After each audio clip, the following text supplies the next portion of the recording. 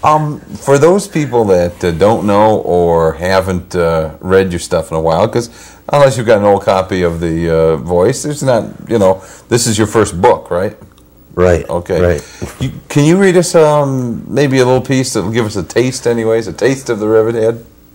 Well, we could read this, but this is not the actual book. Let's mention to them that this is just a dummy book. In fact, it's called Sunshine Enemies. Sunshine Enemies. That sounds pretty dummy to me.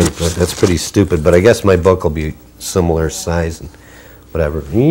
I want to plug this thing as much as I can. So, are you getting a good shot of that? Probably be at Young and Welsham in all fine bookstores. Anyway, we do have the little thing they're sending around to the bookstores and reviewers and what have you.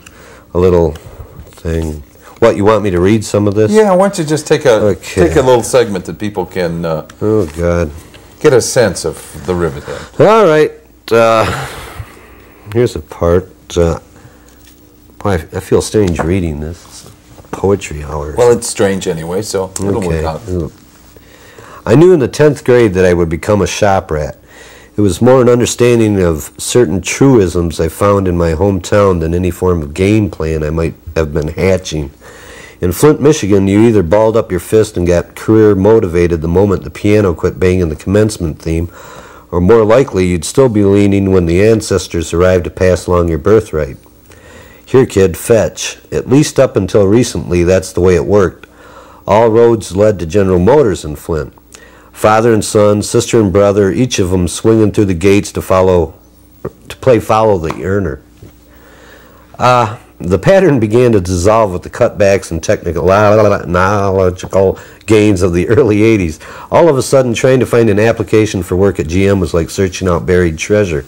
It's now to a point where Flint youths can no longer entertain shop rat as a career option.